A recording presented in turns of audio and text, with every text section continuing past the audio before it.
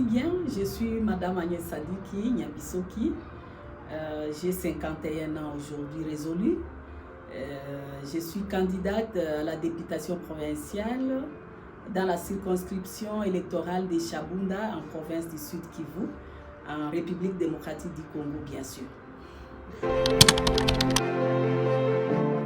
Écoutez, moi je pense que ce qui m'a incité, moi personnellement, c'est d'abord cet engagement de ma base autour de ma personnalité.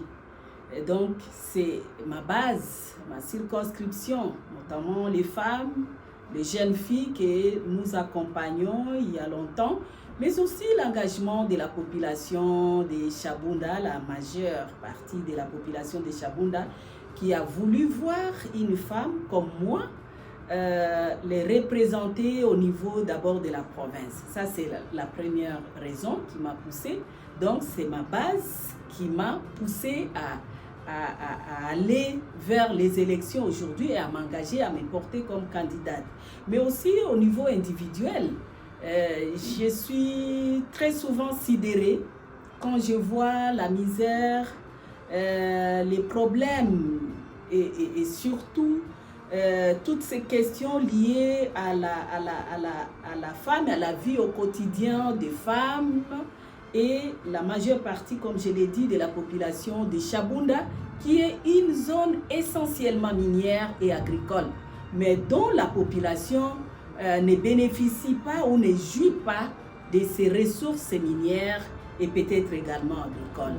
Au niveau individuel, moi j'ai senti qu'il y a l'absence d'une voix qui porte la souffrance et les problèmes majeurs de la population de Chabunda. Je l'ai dit, une zone essentiellement minière, c'est-à-dire riche, mais qui demeure pauvre, où la misère, où la population continue à croupir dans la misère. Pourquoi? Parce qu'il n'y a pas seulement une voix engagée et déterminée pour le changement, pour l'amélioration des conditions de vie de cette population qui fait partie également des 145 territoires qui constituent la République démocratique du Congo. Les défis, quand vous pouvez parler d'un seul, ça me limite un peu parce que les défis sont énormes, surtout pour nous. Moi, personnellement, qui me suis portée candidate dans une circonscription enclavée. Parce qu'il faut le signaler ici que le territoire de Chabunda est très enclavé. Les voies d'accès dans ma circonscription sont quasi inexistantes. Il n'y a pas de route, il n'y a pas de véhicules. Même à l'intérieur, il n'y a pas de route de desserte agricole.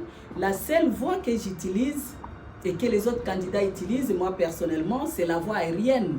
Et là, les prix d'avion coûtent cher. Je vous signale ça. Ça coûte plus cher que les billets pour aller à Kinshasa, la capitale. Pour 35 minutes ou 45 minutes de vol, vous devez payer $350. Et pendant que pour aller à Kinshasa, après 2-3 heures du temps, vous payez facilement $250, vous êtes à Kinshasa. Ça, c'est le premier défi. Donc, les défis liés à l'accès impossible dans ma circonscription, mais aussi ces défis de circuler dans ma base, parce qu'on ne bat pas campagne dans un seul endroit. Quand vous débarquez au chef-lieu du territoire de Chabunda, vous devez circuler dans les 11 groupements pour un peu être rassuré que vous avez bâti campagne. Je me battrai vraiment comme une seule femme, alliée aux autres femmes, mais aussi alliée aux hommes. Parce que quand vous menez un plaidoyer efficace, vous voulez atteindre le résultat, c'est avoir des alliés de taille. Et les alliés de taille dans cette bataille dans laquelle je m'engage, c'est l'accès d'abord à des infrastructures routières. C'est ça le grand problème pour Chabunda. Dès qu'on a les voies routières, les voies d'accès, je crois que le reste des problèmes, nous allons les résoudre progressivement. Et je ne dis pas que c'est moi celle qui vais les résoudre, mais c'est avec les concours de tout le monde. D'abord en commençant par la population elle-même, qui doit prendre conscience.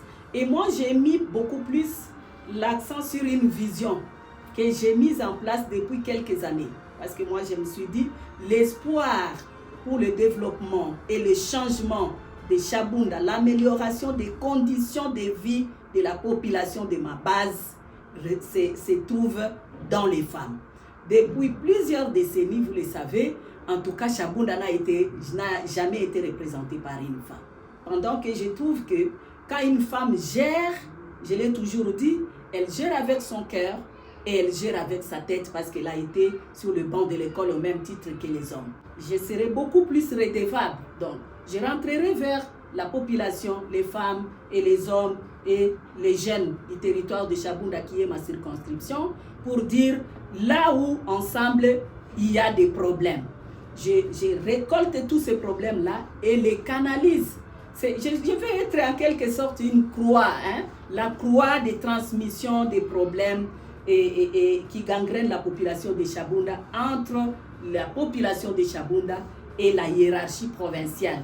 Mais aussi, nous allons nous atteler à contrôler judicieusement l'exécutif provincial qui doit travailler dans ses attributions pour la population du territoire de Chabunda et l'ensemble de la population du Sud Kivu. Bien sûr, je disais bien sûr, cette question relative à l'exclusion de la majorité dans la gestion de la République au Sud Kivu. Comme vous le savez, les femmes constituent la majorité de la population congolaise et de la population du Sud Kivu et de ma circonscription. Mais si vous regardez les taux de participation des femmes dans les instances de prise de décision au Sud Kivu, ça laisse à désirer. Donc ça énerve même la Constitution à son article 14. Comment nous sommes dans un pays démocratique, un régime démocratique, et où la majorité, qui sont les femmes et les jeunes, peuvent être exclus de la gestion. Donc, moi je pense que ça pose problème. Les pays où on a des femmes dans la gestion, ces pays-là émergent, à l'exemple de la Tanzanie. Donc, moi je pense que ça c'est un problème sérieux. Un problème sérieux, pourquoi? Parce qu'on ne peut pas exclure la majorité dans la gestion dans un pays démocratique. Moi, ça m'a beaucoup aidé parce qu'au début, j'hésitais même de me porter comme candidate.